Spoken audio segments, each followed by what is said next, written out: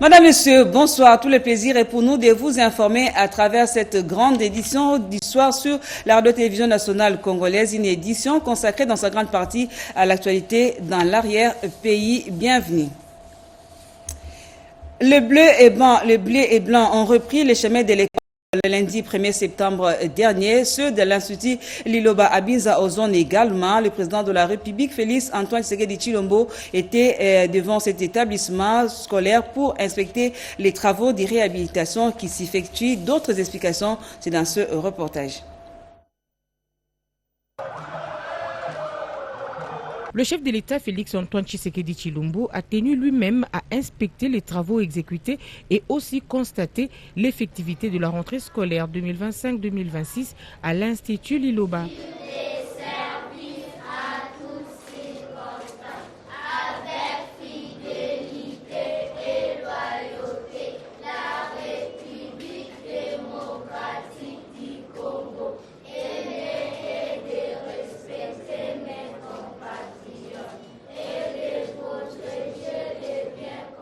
Moment indiqué pour passer un message capital à ses écoliers. Vous ne devez pas seulement retenir ça comme une récitation.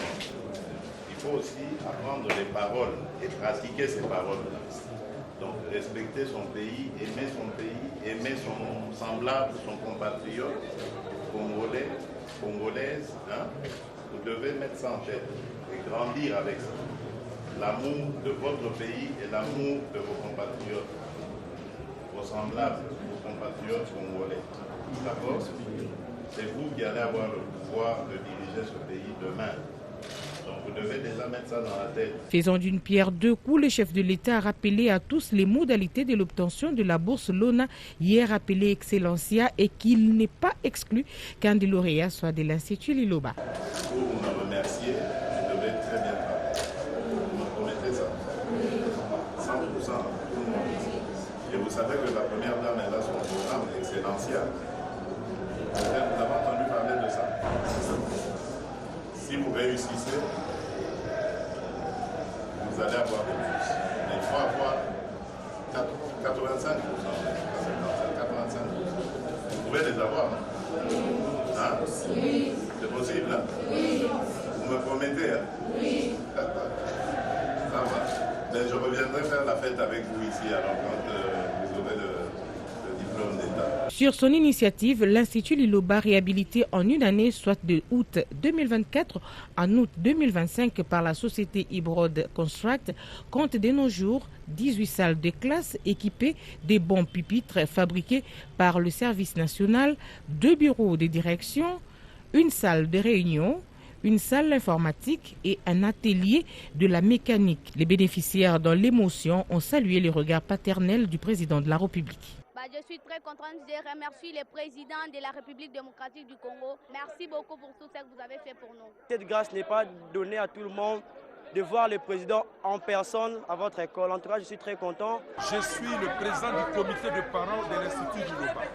Nous avons été honorés par la présence du président de la République, son Excellence M. Félix Antoine Tshisekedi, à l'occasion de l'inauguration du bâtiment qui a été réfectionné. C'est donc pour nous un honneur, mais aussi une occasion pour remercier le chef de l'État qui a fait en sorte que cette école puisse devenir l'Institut du Liloba, bien sûr, soit une école aujourd'hui moderne. Le cinquième président Tshilombo.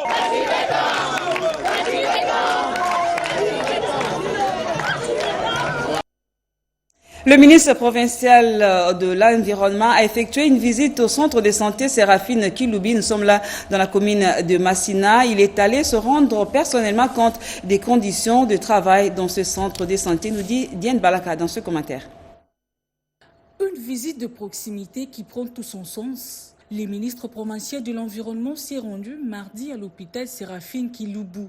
Dans les allées de l'établissement, il a parcouru plusieurs services accompagné de responsables de l'hôpital. Cette descente sur le terrain a permis à Léon Moulumba de s'imprégner de réalité du fonctionnement de la structure et d'échanger directement avec le personnel soignant. Ici, les services fonctionnent normalement et que l'hôpital poursuit ses activités médicales au bénéfice de la population. Les responsables en ont profité pour lui présenter les conditions de travail ainsi que les efforts déployés au quotidien pour la prise en charge des patients. Au terme de la visite, le ministre s'est dit satisfait de l'organisation observée et a encouragé le corps médical à poursuivre sa mission au service de la population. Un message d'encouragement qui s'est inscrit dans sa volonté de rester attentif aux besoins des structures sanitaires et de renforcer la confiance entre autorités et citoyens. L'honorable Séraphine Kiloubou, députée nationale, élue de Tchangou, est responsable de cette structure. Les installations hospitalières ont été inaugurées depuis 2024 par le directeur de cabinet de l'actuel ministre national de la Santé qui représentait à cette cérémonie le ministre empêché. Après le lancement de la campagne agricole 2025 par le président de la République, le ministre d'État, ministre de l'Agriculture, Moïse Nzangi, est en colonne de sensibilisation sur les cultures pérennes. Il est arrivé à Béni. Nous sommes là dans le Nord Kivu avec les mêmes objectifs. Dans le cadre de la campagne agricole 2025-2026, initiée par le président de la République Félix-Antoine Tshisekedi Tshilombo, le ministre d'État, ministre de l'Agriculture et de la Sécurité alimentaire, Moïse Nzangi Butondo, est arrivé à Béni, chef-lieu provisoire de la province du Nord Kivu. À cette étape, il rappelle que cette tournée est consacrée à la promotion des cultures pérennes, cacao, café et palmier à huile, qui représentent un atout stratégique pour la région et pour l'économie nationale. Dans le souci de protéger les plantations de cacao, souvent la cible des voleurs opérant sous couvert des groupes armés, le ministre d'État, ministre de l'Agriculture et Sécurité alimentaire a annoncé la mise en place d'une brigade spéciale de sécurisation. À peine arrivé, Moïse Nzangi a été reçu en audience par le gouverneur militaire du Nord Kivu avant d'entamer une série de rencontres avec les acteurs agricoles locaux.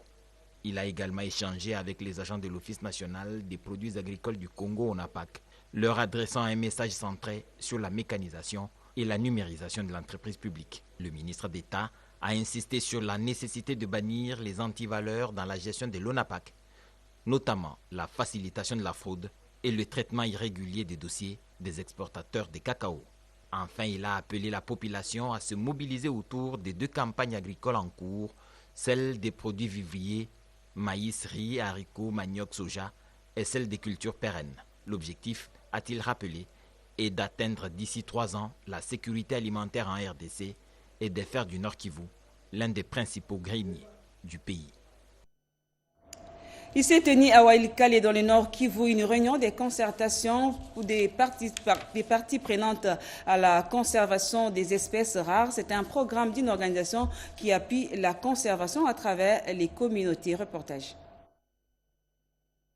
Malgré des difficultés énormes d'ordre sécuritaire à l'est du pays ainsi que des conditions d'infrastructure routière bravées par le directeur de l'ONG Diane Fossé Gorilla Found, Irbengo Bobo, la réunion ordinaire du comité de concertation pour la gestion des Kuba Conservation Area, dénommé Konkoka, s'est clôturée le mardi 2 septembre dernier. C'est la base de l'ONG Diane Fossé Gorilla Found, spécialisée dans la conservation des gorilles et des grawers ainsi que d'autres espèces protégées situées en Kuba à plus de 75 km du chef-lieu de Walikale sur la route de Walikale-Kisangani dans la localité Batik et en groupement Wassa, secteur de Wanyanga dans le territoire de Walikale au Nord Kivu, qui a servi de cadre pour la tenue de ces assises de 2 jours.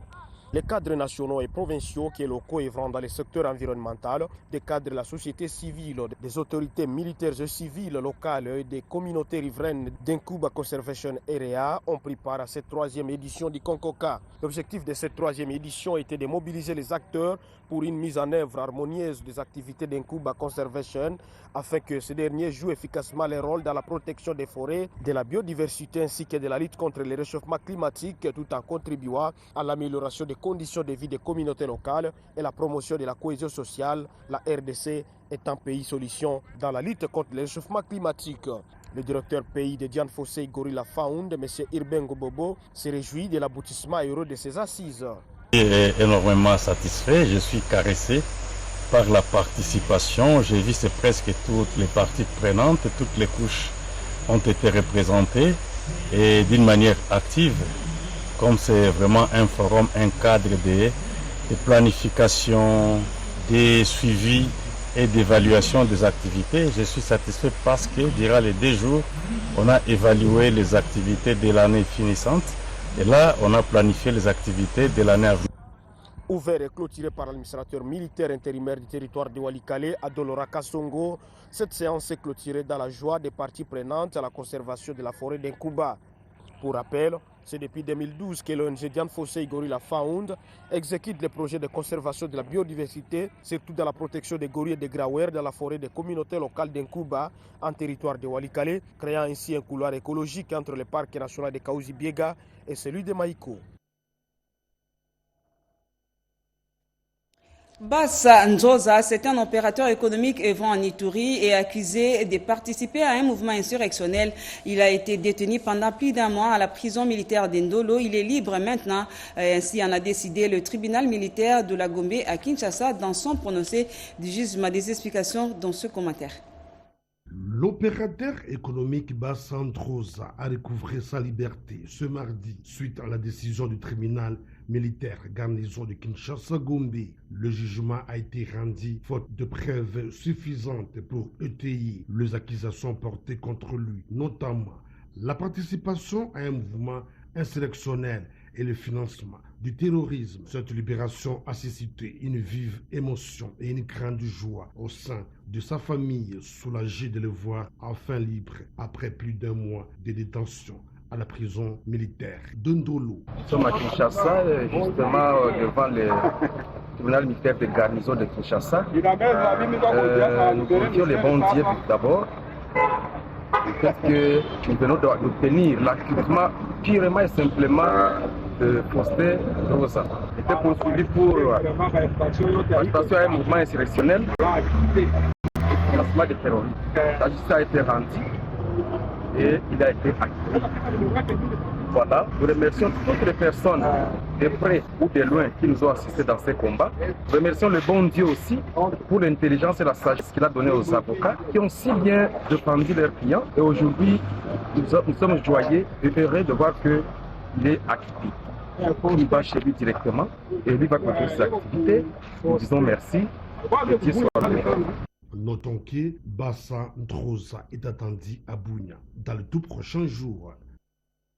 Et toujours en ce qui concerne les efforts en Ituri, le commandant secteur opérationnel a demandé au chef de groupement de la chefferie des Mambissa de collaborer en dénonçant les éléments de la CRP Zaïre alliés au M23 en fuite. Cette position de réjouissance a été motivée de plus, non seulement par l'arrivée des forces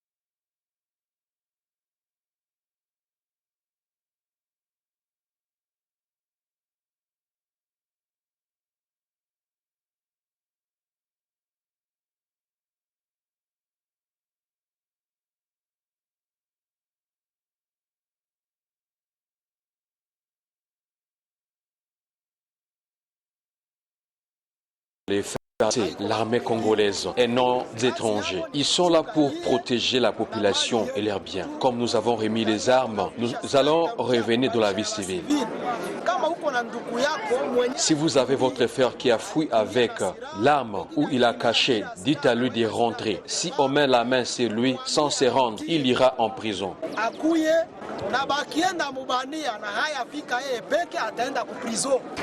Comme on est congolais, nous ne pouvons pas rentrer en brousse et c'est comme ça que nous sommes dans la cité. Cette série de dépôts d'armes par plusieurs miliciens à Ituri marque une étape importante dans le cadre de la restauration de l'autorité de l'État, une vision nette et voulue par le président de la République démocratique du Congo, ici à Ituri, c'est le lieutenant-général Luboya Nkasha-Madjoni qui incarne sans vergogne ses vœux du commandant suprême des forces armées et de la police nationale congolaise, Félix Antoine Tshisekedi Tshilombo. Lutte contre la poliomyélite dans le Haut-Ouélé, les enfants des 0 à 59 mois ont été vaccinés dans le cadre d'une campagne porte-à-porte organisée par le programme élargi de vaccination. Regardez. Quelques jours seulement après le lancement de l'introduction de tout nouveau vaccin R21 Matrix contre le paludisme, une campagne de lutte contre la polio vient de démarrer le mercredi 3 septembre 2025 sur toute l'étendue de la province du Haut-Ouélé par le ministre Jacques Anza Tepedanga, faisant l'intérim du gouverneur en mission. À ma qualité du représentant du premier citoyen de la province du Haut-Ouélé, l'honorable Jean Bakomito Gambou, j'invite tous les parents, tuteurs ou gardiens d'enfants d'attendre les équipes de vaccinateurs à la maison avec les enfants de 0 à 59 mois pour recevoir gratuitement les doses de vaccins anti-polio oral. Mais auparavant, outre les mots du délégué du maire de la ville et du ministre provincial par intérim de la santé, mais aussi du représentant du directeur provincial du secteur, Christian Malongi de l'OMS a, au nom de partenaires techniques et financiers, rassuré de l'impérieuse nécessité d'éradiquer la poliomyélite dans les Haut-Ouélé. Nous, partenaires d'appui technique et financier, vous rassurons que nous soutenons et nous continuons à soutenir le gouvernement afin qu'ensemble nous puissions relever les défis de la vaccination et ensemble nous puissions vaincre cette maladie qui est la poliomyélite et que nous puissions ensemble l'éradiquer. Signalons que cette campagne de porte-à-porte de 3 jours qui attend recevoir plus de 5 000 enfants de 0 à 59 mois a commencé par une caravane motorisée de sensibilisation sur les grandes artères de la ville d'Issiro. Les gouverneurs et vice-gouverneurs de province ainsi que les présidents des assemblées provinciales étaient à Kinshasa pour participer à l'atelier sur les mécanismes de fonctionnement et de stabilisation des institutions provinciales. Quelques gouverneurs sont au micro de Bobo Mokozi. Je crois que les échanges ont été très enrichissants. Là, nous avions eu à travailler pour déceler les différentes causes. En décelant les différentes causes, il fallait également proposer des remèdes. On peut soigner un malade que quand on connaît la vraie cause de la maladie. Et là, nous étions là pour identifier les différentes causes de l'instabilité des institutions provinciales et des solutions. D'abord, voir les mécanismes. Et vous remarquerez avec nous que dans la majorité des causes identifiées, on va tous se mettre d'accord que la majorité des causes identifiées aujourd'hui, c'est par rapport aux attitudes des gouvernements provinciaux. Dans toutes les commissions, même les commissions où les gouverneurs et même ont participé, les vice-gouverneurs, ce sont plus les exécutifs provinciaux, la non-réalisation de leurs promesses électorales. C'est un atelier qui revêt une dimension à la fois politique et technique, pouvant nous permettre, nous en tant qu'institution provinciale, de pouvoir bien fonctionner. Il y a aussi une importance capitale que nous avons relevée dans l'organisation de cet atelier. L'importance, c'est que les institutions puissent renforcer leurs capacités pour ne pas avoir des crises récurrentes au niveau de nos différentes provinces. Et la ministre déléguée à l'environnement, Arlette Bahati, a reçu tour à tour la responsable des tri globales et les professeurs de l'UNIKIN sur la gestion des déchets, nous dit Sandra Nyangui dans ce reportage. La ministre déléguée à l'environnement en charge de la nouvelle économie du climat fait de la restauration des forêts déboisées son cheval de bataille. C'est dans ce cadre, Arlette Bahati Tito a reçu dans son bureau de travail le responsable de Tree Global, une société suisse spécialisée dans la restauration forestière. Selon les premières informations, plusieurs sites ont déjà été identifiés. Le projet devrait démarrer dès le début de l'année prochaine dans la province de Kwilu, comme l'a confirmé M. Grégory Is, PDG de Tree Global à l'issue de l'audience. Nous sommes au début en RDC. On a travaillé dans plusieurs pays en Afrique, en Asie, au Moyen-Orient. Mais nous sommes en train de démarrer ce partenariat. Heureusement, au niveau de développement économique rural, même aussi sur les marchés des crédits de carbone, parce que la RDC a un grand potentiel pour être une leader du monde dans le secteur du carbone. Il a en outre salué l'intérêt que la ministre déléguée accorde aux questions environnementales et à l'économie carbone en République démocratique du Congo. Dans la même dynamique, Arlette Bahati Tito a également reçu une délégation des professeurs de l'université de Kinshasa. Ces experts souhaitent contribuer à la gestion des déchets plastiques dans le but de lutter contre le réchauffement climatique. Des propositions concrètes ont été soumises à la ministre déléguée. Enfin, en sa qualité d'ancienne présidente de la Grande Commission Environnement du Sénat, l'élu de Kinshasa, aujourd'hui ministre délégué à l'environnement, a accordé une audience aux membres de la dite commission qu'elle a dirigée depuis le début de la législature à la Chambre haute. Ces derniers ont exprimé leur volonté d'accompagner la ministre dans l'accomplissement de la mission qui lui a été confiée par le chef de l'État, Félix Antoine Tshisekedi Tshilombo. Clôture mardi dernier à Chikapa dans le Kasaï d'un atelier de formation des membres de la cellule provinciale du climat des affaires, une activité organisée par l'Agence nationale pour la promotion des investissements. Le reportage est signé par Franklin et Claire Kalombo. Il s'est clôturé mardi 2 septembre 2025 à Chikapa un atelier de formation de membres de la cellule provinciale du climat des affaires du Kasaï organisé par l'Agence nationale pour la promotion des investissements en appui en sigle. 40 experts qui ont pris part à ces assises de 2 jours ont élaboré à l'issue de cet atelier une feuille de route des réformes du climat des affaires de la province du Kasaï. Arnold Mukunamutombo, chargé des réformes à l'ANAPI, revient ici sur quelques points contenus dans cette feuille de route. L'organisation de l'atelier sur l'élaboration de la feuille de route des réformes du climat des affaires de la province du Kasaï a poursuivi les principaux objectifs suivants. 1. Élaborer une feuille de route des réformes provinciales relatives à l'amélioration du climat des affaires, plus dynamique, ambitieuse, compétitive, évolutive, s'adaptant aux spécificités et contextes socio-économiques actuels de la province. Pour sa part, Maître Bazé Pembe, ministre provincial du plan qui a présidé ces assises, salue l'engagement de tous les participants. Je suis fier des travaux d'élaboration de la feuille de route pour l'amélioration du climat des affaires dans notre province.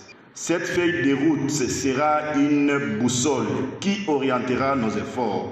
Elle incarnera une vision claire et partagée. Notons qu'après déroulement des travaux en groupe, les mesures proposées pour assainir l'environnement des affaires dans la province du Kasaï ont fait l'objet de discussions en plénière, ensuite validées à l'unanimité. Rendons-nous dans le Kasaï central où le sénateur Jean Tshisekedi a appelé la population à la mobilisation générale derrière le chef de l'État Félix Antoine Tshisekedi Tshilombo. Regardez. La population de la République démocratique du Congo doit continuer à se ranger derrière le chef de l'État et commandant suprême Félix Antoine Tshisekedi Tshilombo pour bouter hors du territoire national l'ennemi agresseur dans la partie est du pays. Devant les centres kassaïens réunis en meeting public à Kananga, le sénateur Jean Tshisekedi Kabasele a fustigé l'organisation étrangère d'une conférence sur le dialogue par une fondation en Afrique du Sud avec des objectifs masqués.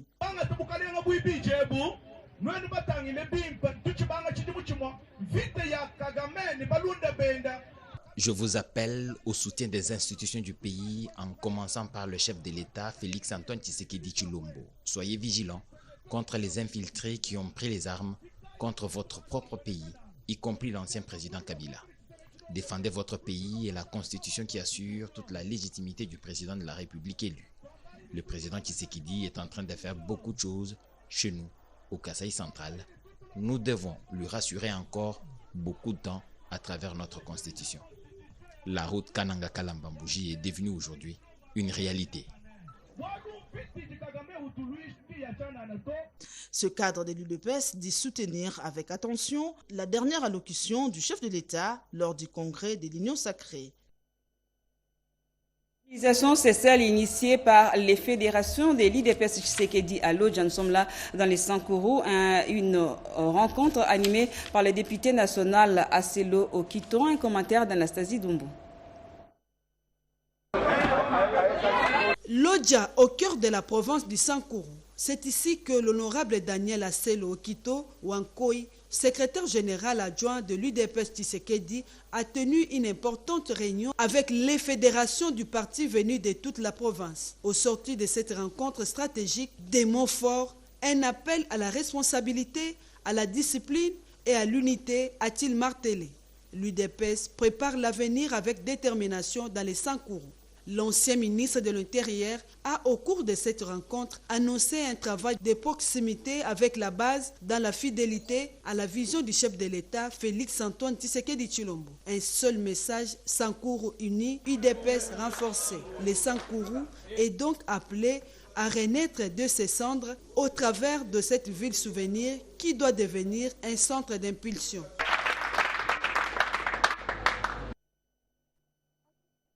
L'organisation AIPAS a réuni le mercredi dernier les femmes sourdes au dialogue communautaire consacré à la planification familiale, mais également au choix du contraceptif. Regardez. Le Centre Sport des Sourds de Kisangani a accueilli ce mercredi 3 septembre 2025 une journée de dialogue communautaire sur la planification familiale et les choix de la contraception organisée par AIPAS. L'objectif, permettre aux femmes sourdes d'accéder à des informations claires sur leur santé reproductive. Madame Aimé, représentante de AIPAS, explique la motivation de cette activité inclusive et l'engagement d'AIPAS envers les communautés marginalisées. Si AIPAS a voulu travailler avec les femmes sourdes, parce que AIPAS c'est d'abord une organisation internationale qui milite pour la promotion des droits des femmes, avec un focus sur le droit en santé sexuelle et reproductive. Bien que les femmes sourdes aient cet handicap-là, mais du côté santé sexuelle et reproductive, elles doivent jouer comme toutes les femmes. Donc, que ce soit une personne handicapée ou sans handicap, toutes les femmes ont droit à la même information. C'est dans cette optique-là que AIPAS travaille avec les femmes sourdes pour qu'elles soient mises au courant, qu'elles soient mieux informées et qu'elles puissent mieux gérer leur santé sexuelle et ainsi être autonomes sexuellement. Madame Sarah Pelieng, dans une session en langue des signes, a expliqué l'importance de l'usage correct du préservatif pour éviter les IST et les grossesses non désirées. Les participants ont salué cette sensibilisation en présence des représentants du Royaume des Pays-Bas. S'en est suivi une visite guidée où AIPAS réhabilite 7 salles de réunion au centre des sourds. Une réunion stratégique avec l'organisation Afiamama, conduite par Madame Feza, pour renforcer la coordination entre partenaires techniques et financiers. Enfin, lors de la visite du centre d'excellence à l'hôpital général de référence Tchopo, Dr Lolo Ofoili explique le fonctionnement de son hôpital. Une journée riche en échanges et en engagement pour la santé de la femme.